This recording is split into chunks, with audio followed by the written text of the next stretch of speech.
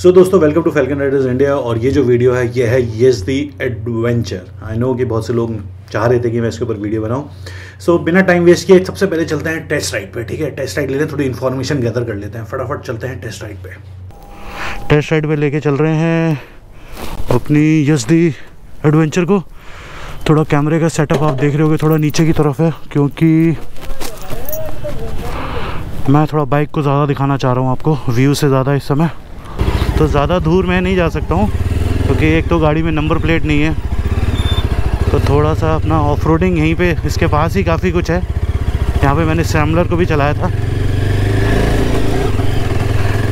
खड़े होकर चलाते हैं पहले। जैसे आप देख सकते हो कीचड़ है, मड है, थोड़ा खरदुंगला वाला रास्ता है एक्चुअल में। ओहो, और ये प्रॉपर है भाई, कीचड़ वीचड़ स्लश। सेकंड गियर पे हूँ। वैसे तो मैं थोड़ा तेज़, ये थोड़ा सा लूज़ है। Okay,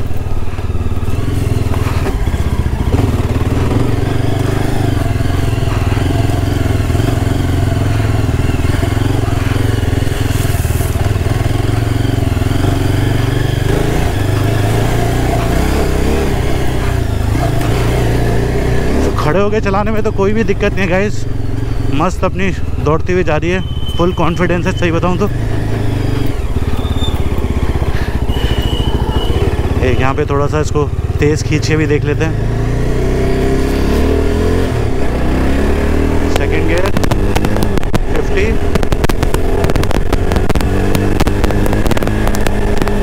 third gear 66। आगे कहीं पुलिस वाले होते हैं तो यहाँ से यू टर्न। इंजन में जो मैंने अभी सेकंड थर्ड गियर पे चलाया वहाँ पे अक्सर ना वाइब्रेशंस पता चल जाता है सेकंड थर्ड गियर में जब आप खींचते हो। तो अभी मैंने ग्लव्स भी नहीं पहने, ना पैरों में ना हाथ पे मेरे को कोई वाइब्रेशंस लग रहे हैं। सही बताऊँ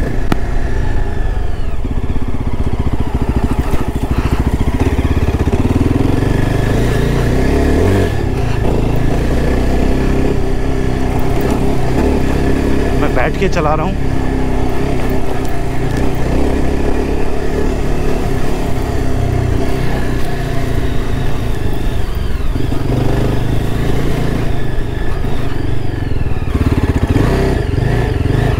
बाकी स्क्रीन विजिबल है, जैसे मैंने आपको फ़ोटो में आपने देखा होगा कि मैं इसको चेंज कर रहा था। इसका जो ये स्क्रीन देख रहे हो आप,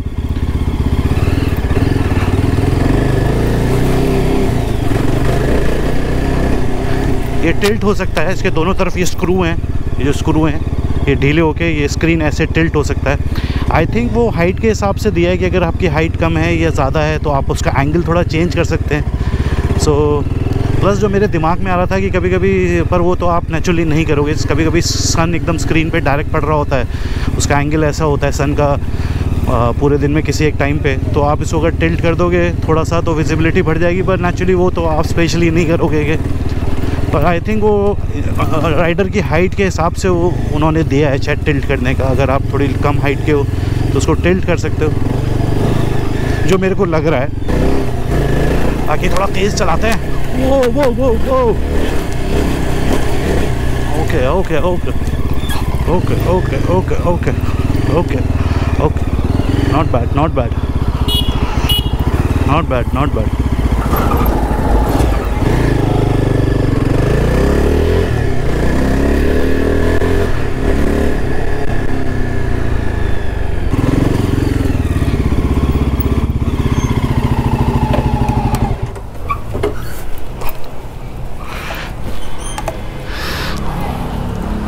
तो अगर मैं बात करूं अभी जो मैं चला कर आया हूं इसको, तो अभी देख सकते हो पूरा गंदी वंदी हो गई है।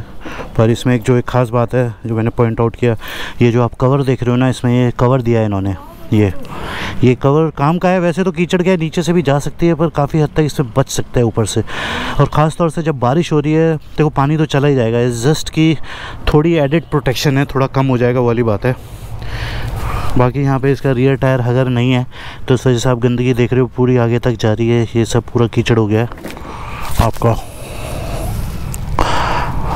तो यहाँ पे अगर हम रियर टायर अगर आफ्टर मार्केट आता है, कंपनी से तो आता नहीं है, सो जैसे आपने देखा कि टेस्ट राइड मैंने ले ली है, हाँ ठीक है, मैं बहुत ज़्यादा हिमालय में लेके नहीं गया, नदी किनारे नहीं लेके गया, जंगलों के अंदर नहीं लेके गया, पर सही बताऊँ तो जितना मैंने किया उसमें मेरे को एक रफ आइडिया हो गया। कोई अगर लॉन्ग ट्रिप पे कहीं और छोटा मोटा जाता तो भी मेरे को लगता है कि इतना ही आइडिया होता, अनटिल अनलेस मैं इसको कहीं दूर कुछ दिनों के लिए लेके जाता तो बात अलग है। पर एनीवे, जितनी भी इन्फॉर्मेशन मेरे पास गैदर हुई वो मैं डिटेल में बाद में बताऊँगा इस वीडियो में। तो टेस्ट राइड के बाद क्या करते हैं कि टेस्ट राइड तो हो गई, आपने थोड़ा बहुत देख लिया कि मैंने उसके बारे में बताया, पर उससे पहले एक स्पेसिफिकेशंस इस बाइक के बारे में, इसके जो फैक्ट्स हैं उनको फटाफट देख लेते हैं एक बार, जिससे कि आपको थोड़ा आइडिया हो जाए इस बाइक के बारे में, जिससे कि जब बाद में मैं डिस्कशन करूं तो आपको हर चीज़ सही से समझ में आ जाए।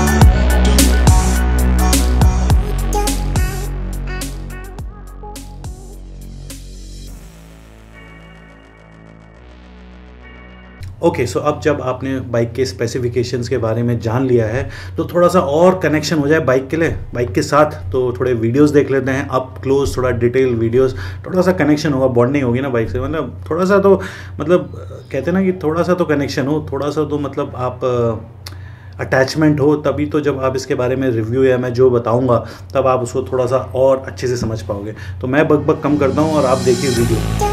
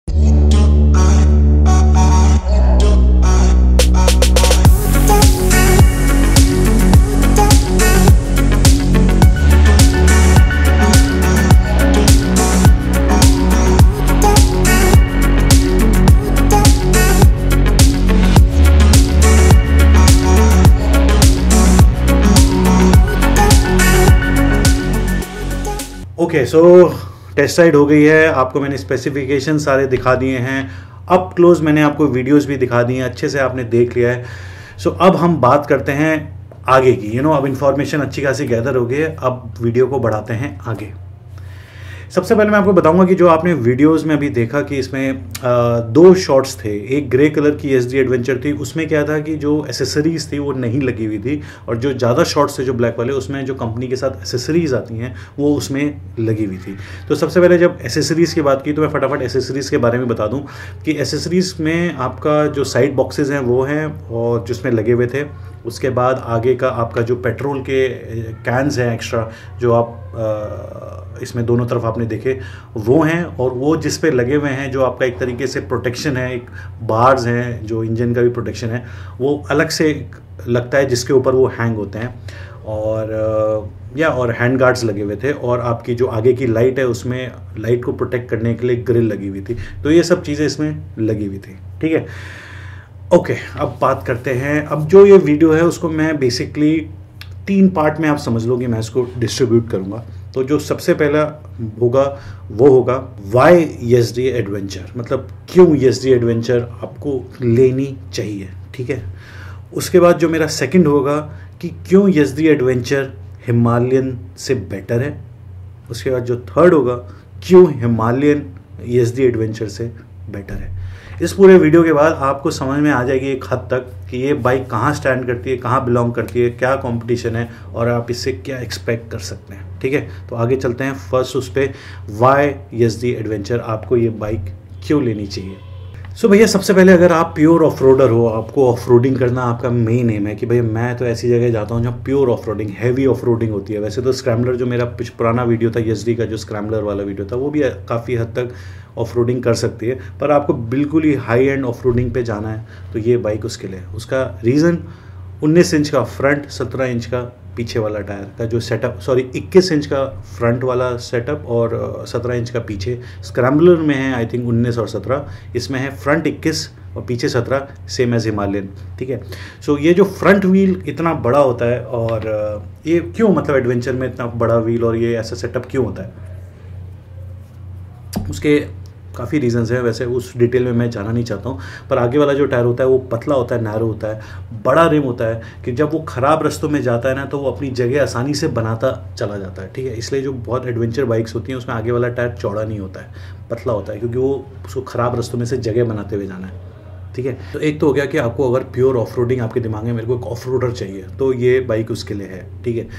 दूसरा है रोड प्रेजेंस, मतलब एक होता है ना कि रोड प्रेजेंस की ऑफ रोडिंग वाली बाइक लगती है ये, कि मतलब अगर आप थोड़े टूरिंग हो, एडवेंचर हो और आपको ऐसी बाइक चाहिए, पब्लिक देखे प्रेजेंस, इसकी एक प्रेजेंस है, जैसे कि मतलब अरे यार ये कैसी बाइक है, मतलब ये थोड़ी अलग सी बाइक है, मतलब लोग आपको कहेंगे अरे भाई ये सीरियस टूरर है, एडवेंचर टूरिंग करता है, ऑफ रोडिंग करता है, मतलब थोड़ी सी ना इसकी रोड प्रेजेंस है एक अलग से, मतलब आप समझ गए ना मैं किस चीज़ को कह रहा हूँ। आपके अगर दिमाग में कि मैं ऐसी बाइक लूँ कि लोग कहें कि हाँ यार सीरियस बाइकर है भाई साहब, ये टूरिंग वूरिंग ऑफ रोडिंग लद्दाख वद्दाख जाता है, उस टाइप की ये बाइक आपको फीलिंग देती है नेचुरली। सो तीसरा पार्ट जो है वो है टूरिंग। ये बाइक अगर आपको टूरिंग के लिए लेनी है तो एक्चुअली ये बाइक थोड़ी बनी भी उस हिसाब से और टूरिंग के लिए काफ़ी अच्छी है, बट टूरिंग में बहुत सारे पॉइंट्स आ जाते हैं। तो जैसे कि इसकी कंफर्टेबल सीट्स हैं, कहीं मैंने वीडियोस पढ़ा कि इसकी सीट्स बड़ी हार्ड है, पर मेरे को कंफर्टेबल लगी, इसकी सीट्स काफ़ी कंफर्टेबल है, स्प्लिट सीट्स हैं। उसके बाद आपका टूरिंग में अगर हम देखा जाए तो जो इसका पोस्चर है वो अच्छा पोस्चर है, आप स्ट्रेट बैठते हो तो वो that is also good. Plus touring में आपको जो चाहिए कि जो इसकी 30 bhp का इंजन है और आपका 8500 RPM पे, तो रेंज अच्छी है इसकी। जो टॉर्क है वो भी अच्छा टॉर्क है, 29 का टॉर्क है, करीबन 6500 RPM पे मिलता है। सो बैंड अच्छा है कि आपको बार बार गेयर नहीं बदलने पड़ेंगे हाईवेज पे। प्लस इसमें 6th गियर है, तो 6th gear is always amazing to have. जब आप टूरिंग लॉन्ग डिस्टेंस हाईवेज पे चल रहे हो तो 6th gear is always nice to have. उसके बाद जो इसका सस्पेंशन है वो थोड़ा सॉफ्टवेयर साइड है, बिकॉज थोड़ा जब आप ख़राब रास्तों पे जाते हो तो सॉफ्ट होने से बड़ा फ़ायदा होता है, पर उतना भी सॉफ्ट नहीं है कि आपको हाईवे पे ट्रैवल करे, ऐसा मेरे को लगता है। आई डोंट नो, क्योंकि मैं हाईवे से बहुत दूर तक नहीं लेके गया हूँ, पर जो मैंने फील करा I think like that, but वो टाइम विल टेल। 15.5 लीटर की टंकी है, दैट इज़ गुड इनफ। आपके 450 किलोमीटर तो कहीं नहीं गए, तो दैट इज़ ऑल्सो गुड। उसके बाद आपका इसमें एसेसरीज़ कंपनी दे रही है, दैट इज़ ऑल्सो ग्रेट। आपका साइड बॉक्स दे रही है जो मैंने आपको पहले ही बताया, तो दैट्स ऑल्सो गुड। उसके बाद आ जाता है आपका जो इसमें राइडिंग मोड्स हैं, जैसे स्क्रैम्बलर में है रेन, नॉर्मल और आपका ऑफ रोड। सो बेसिकली जो आपकी ABS की सेटिंग है वो चेंज हो जाती है कि ऑफ रोड में पीछे वाला ABS बंद हो जाता है, रेन में ABS ज़्यादा सेंसिटिव हो जाता है और नॉर्मल में नॉर्मल रहता है, ठीक है। उसके बाद आ जाता है इसमें चार्जिंग पोर्ट्स हैं, कंपनी दे रही है लगा के, जो वाटर प्रूफ भी हैं और बिल्ट अच्छी क्वालिटी लगती है। वैसे तो आप बाहर से भी लगा सकते हो, पर कंपनी दे रही है तो उससे अच्छा क्या बात हो सकती है, ठीक है। उसके बाद इसमें टर्न बाय टर्न नेविगेशन है जो स्पीडोमीटर पे ही है, और ऐसा हिमालयन पे भी है, पर इसके स्पीडोमीटर में भी वही चीज़ है। प्लस आपका जो पूरा डिजिटल है इसमें, और काफ़ी इन्फॉर्मेशन है उसमें। आपका गियर इंडिकेटर है, टाइम है, ट्रिप मीटर्स हैं, डिस्टेंस टू एम्प्टी है, रियल टाइम एवरेज है, क्लॉक है, आरपीएम है, किलोमीटर्स और वो सब चीज़ें हैं। सो काफ़ी कुछ इसमें इंफॉर्मेशन है। So I was happy. जो इसका स्क्रीन है वो टिल्ट भी हो जाता है, जैसे मैंने आपको वीडियो में बताया। अब कितना गिमिकी है, कितना यूज़ होगा आई डोंट नो, हाइट के हिसाब से ये वो छोटा है तो थोड़ा ऐसे कर ले, हाइट है सो एटलीस्ट इट्स देयर। सो या सो ये सब काफ़ी चीज़ें थी इसमें, और प्लस इसका जो ग्राउंड क्लियरेंस है 220 mm का है, so that is good enough यार, मतलब कोई टेंशन ही नहीं है कोई, मतलब। और उसके बाद जो इसका सीट हाइट है वो 815 mm की है, so that is also good. ये छोटा सा, आई थिंक यहाँ पे मैं आपको एक वीडियो दिखाता हूँ, मैं बैठा था इस पर और मेरी हाइट करीबन 5'10", 5'11" के आसपास है। So I was quite comfortable. मेरे को लगता है कि 5'7" तक भी, 5'6", 5'7" तक भी इसमें ओके होगा। अगर आप बैठोगे तो यू विल बी फाइन। उसके बाद जो इसकी लाइट्स हैं वो ऑल एलईडी हैं, सो चाहे फ्रंट रियर इंडिकेटर सब एलईडी हैं। सो एलईडी की नेचुरली लाइफ ज़्यादा होती है जो बल्ब्स होते हैं, सो फ्यूज़ होने की टेंशन नहीं है। सो काफ़ी कुछ चीज़ें इसमें हैं जो मेरे को लगता है कि टूरिंग अगर आप सोच रहे हो आपके दिमाग में, सो दैट इज़ गुड मशीन। ये टूरिंग में अच्छी खासी इसमें चीज़ें हैं जो आपको दूर तक लेके जाएंगी, ठीक है। अब उसके बाद आता है, काफ़ी लोग इसको डेली कम्यूट के लिए भी देखना चाह रहे हैं कि क्योंकि लोगों का होता है कि साल में 1-2 ट्रिप होते हैं, बाकी तो लोकल में चलनी है। तो मेरे को ये लगता है कि लोकल में भी इट विल बी फन, क्योंकि अच्छा BHP है इसमें, क्योंकि लोकल में आप चलाते हो एकदम से थोड़ा सा पावर आप चाहते हो कि एकदम से खींचें, फिर मतलब अब शहर में तो ऐसे ही ट्रैफिक होता है, हाईवे पे तो क्या एक बार स्पीड मेंटेन कर ली तो चलते जा रहे हैं। सो आई थिंक कि जो इसका बैंड भी है जैसे 8,500 RPM तक है, तो अब जैसे कहीं पे अगर बाइक आपका 5,000 RPM पे मैक्सिमम आउटपुट अगर दे रही है 5,000 पे, तो आपको उतनी जल्दी गेयर्स बदलने पड़ेंगे। पर इसमें जैसे 8,500 RPM पे तो इतनी जल्दी आपको गेयर्स नहीं बदलने पड़ेंगे, आपका ज़्यादा बैंड है उस पावर के लिए। और लोकल में मेरे को लगता है कि इट विल बी ओके, मतलब नॉर्मल, मतलब कोई टेंशन नहीं है इस बाइक को भी उधर से इधर करने को। मतलब it will not be as good as scrambler अगर आप देख रहे हैं, क्योंकि आगे का 21 इंच का टायर है, पीछे 17 है। सो मैन्यूवरेबिलिटी थोड़ा सा मतलब उतना बेटर नहीं होगा, पर स्टिल नथिंग टू बी ऐसा मतलब अजीब सा नहीं होगा, पर इट विल बी नाइस। मेरे को ऐसा लगता है कि you can do daily commute on this also, no worries. So ठीक है। सो ये सब चीज़ें थी मेरे को YZD की, जो मेरे को लगा कि मैं आपसे डिस्कस करूँ एज अ टूरिंग और एज अ लॉन्ग डिस्टेंस और ऑफ रोडिंग आपको अगर ये बाइक लेनी है। So I think it's a good enough bike. अब उसके बाद जो इंपॉर्टेंट पॉइंट पे आता है कि वो आ जाता है जहाँ पे मेरे को लगता है कि बड़ा, मेरे को लगता है कमेंट्स में ना काफ़ी बवाल मचने वाला है। ये जो टॉपिक मैंने छेड़ा है ना कि YZD खूब कमेंट्स आने वाले हैं, कुछ उसके हार्डकोर सपोर्टर, कुछ इसके हार्डकोर सपोर्टर पर एनीवे मेरे को जो लगता है मैं वो बता रहा हूँ, ठीक है। So nothing personal guys.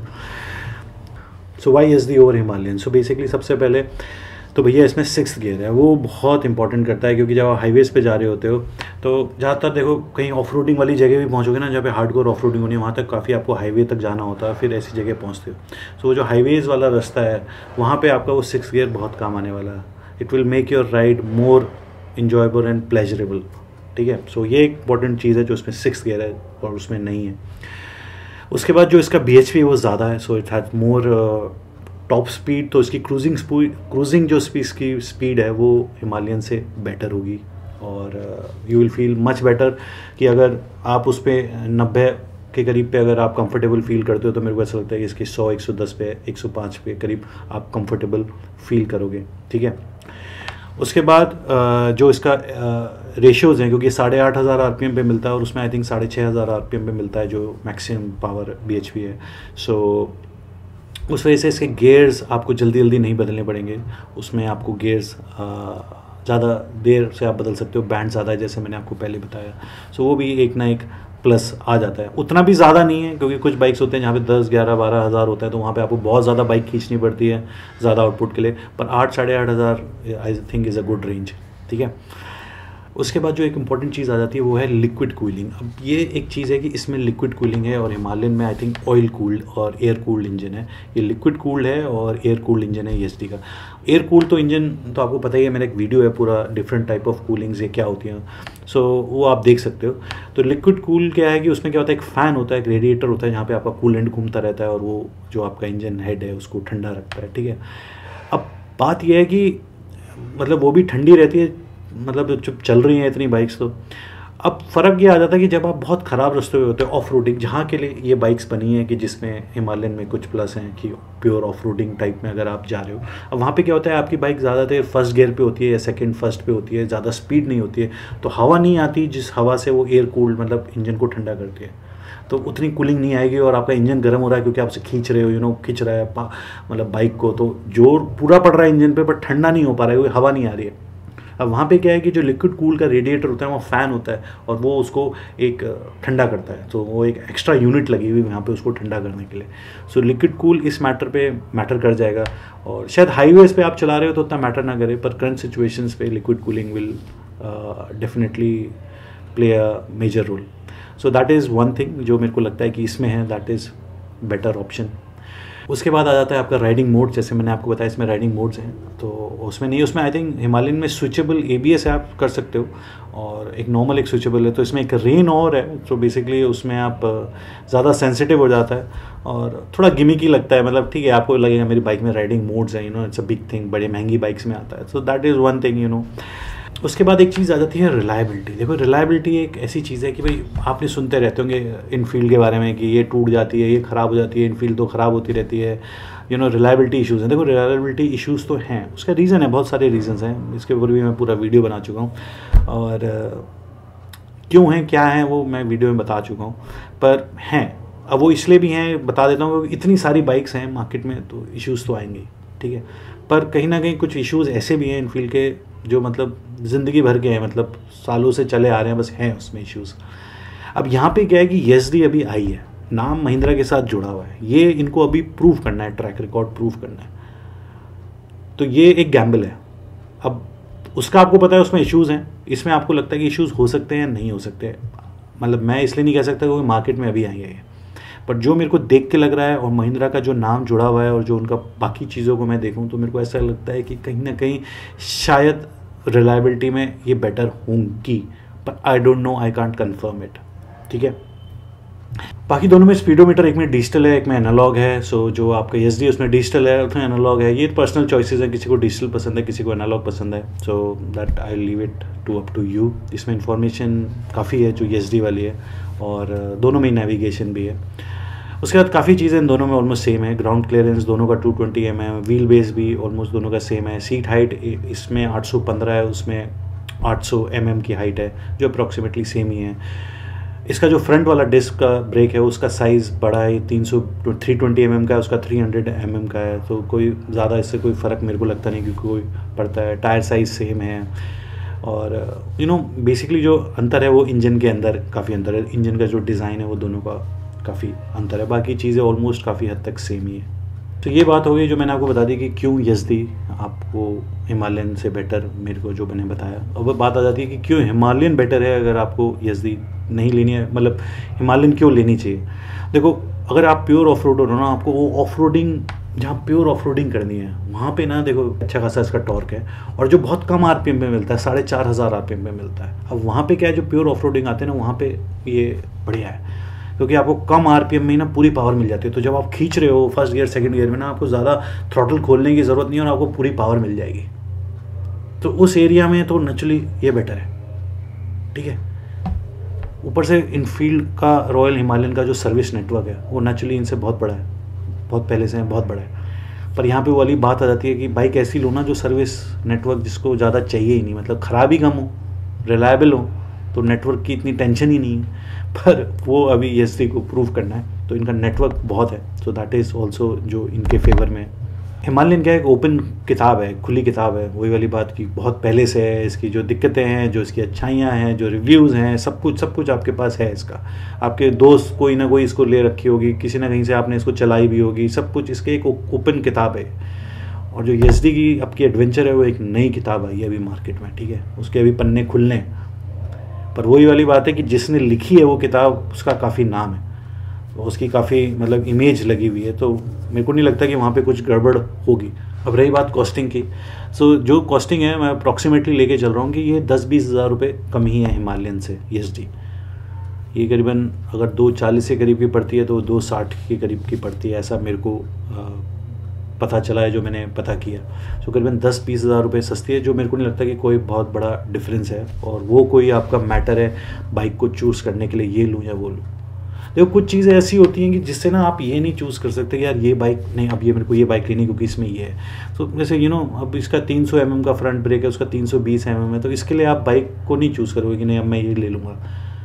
नहीं इसमें तो थोड़ा सा लाइट का डिज़ाइन ऐसा है, या इसकी तो इंडिकेटर का डिज़ाइन ऐसा है। कुछ चीज़ें ऐसी होती हैं जो मैटर नहीं करती। सही बताऊँ, मेरे को ऐसा लगता है कि आपकी बाइक को चूज़ करने में बहुत हद तक तो आपको पता होता है आपको कौन सी बाइक लेनी है। अगर जिसको हिमालयन लेनी है वो हिमालयन ही लेगा। इस जस्ट कि वो क्या होता है कि एसडी में जाके ना 4-5 कमियां ढूंढ लेगा और कहेगा यार इसमें तो ये है, अपनी हिमालयन बढ़िया है, तो वो अपना आइडिया और स्ट्रॉन्ग कर लेगा। या फिर किसी को मतलब एडवेंचर अब लेनी है तो वो हिमालयन की सारी कमियां, वो उसके जितने भी नेगेटिव हैं वो ही देख रहा है सारे, और वो एसडी ले लेगा। कुछ लोग ऐसे होते हैं जो थोड़े ओपन माइंड से होते हैं, जो मतलब कि जिस तरीके से मैं आपको वीडियो बनाना चाह रहा हूँ कि आप थोड़ा खुल के आप सोचो। ये मत सोचो कि ये खराबी है, एक मत सोचो कि ये अच्छी है। कुछ इनके ट्रैक रिकॉर्ड्स हैं जो आप देख सकते हो, मतलब आपको आइडिया हो सकता है कि सो अगर मेरे से पूछे कोई इन दोनों में सर आप कौन सी लोगे, तो इट्स नॉट कि जस्ट आपको लगता है कि मैं इनफील्ड के अगेंस्ट रहता हूँ, पर ऐसा नहीं है। कि यहाँ पे मैंने आपको बताया कि हिमालयन की अच्छी चीज़ें क्या है। मतलब भैया अगर आपको प्योर एडवेंचर का वो टॉर्क चाहिए, अमाउंट चाहिए, सही बैंड में चाहिए, तो वो इसमें है। ठीक है, सर्विस नेटवर्क इसका ज़्यादा है, नो डाउट अबाउट इट, और खुली किताब है, इसकी सारी इन्फॉर्मेशन सब कुछ है, आपने सब जगह देख ही सकते हो तो पर मैं अगर चूज़ करूँगा तो मैं चूज़ करूँगा एसडी। और उसका रीज़न है कि एक तो 6th गियर, हाईवे की जो क्रूजिंग चाहिए वो मेरे को लगता है कि इसमें मेरे को ज़्यादा मिलेगी, जो मेरे लिए इम्पॉर्टेंट है। और दूसरा मेरे को उसकी बिल्ड क्वालिटी है ना, जो उसकी फिट एंड फिनिश है, वो मेरे को बहुत सही लगी। सही बताऊँ, बहुत सही। मतलब मेरे को ऐसा लगा कि एकदम अच्छे से काम किया है, मतलब दैट्स। और तो मेरे को जो उसका डिजिटल मीटर है वो मेरे को ज़्यादा इंटरेस्टिंग लगा। ठीक है, वो क्योंकि मैं आपको गाड़ी में भी बता चुका है, जब मैं गाड़ी XUV भी मेरा एक लेने का बहुत बड़ा रीज़न था कि जो उसका स्पीडोमीटर था वो मेरे को बड़ा कैची लगा। मैं बड़ा खुश हुआ उसे देख के। मेरे लिए वो बड़ा मैटर करता है क्योंकि मेरे को वो हमेशा दिखता है। तो यहीं पे अगर स्पीडोमीटर, हिमालयन का भी बहुत अच्छा स्पीडोमीटर है, इट्स जस्ट कि मेरा पर्सनल है कि मेरे को ये स्पीडोमीटर मेरे को ज़्यादा अच्छा लगा क्योंकि मेरे सामने रहेगा नज़रों के। या तो ये चीज़ ऐसी थी मेरे को जो लगती है कि जो मेरे को इस तरफ खींच रही हैं एसडी की तरफ। ठीक है, सो आई होप कि आपको मेरे वीडियो पसंद आया हो। और अगर कुछ इन्फॉर्मेशन रह गई हो, देख मैं बहुत ज़्यादा ना प्लान करके चीज़ें नहीं बनाता, वीडियो नहीं बनाता, तो मेरे दिल में जो आता है, जो मेरे मन में आता है, जो मेरे को लगता है, मैं वो सब चीज़ें थोड़ी बहुत लिख लेता हूँ, थोड़े मेरे दिमाग में होती हैं और वो मैं आपसे शेयर कर लेता हूँ। ठीक है, स्टिल अगर कुछ चीज़ें रह गई होंगी तो I will be happy to help. Comments में लिख दीजिएगा और आई विल बी हैप्पी कि मैं आपका आंसर दे सकूँ वहाँ पर। ठीक है, so till next video, do whatever you want to do guys, have fun, enjoy, bye bye. Like share comment कर देना, थोड़ा सा फैला दो यार, थोड़ा सा नया साल है, थोड़ा गिफ्ट कर दो मेरे को, थोड़ा सा like share comment. Okay, bye bye.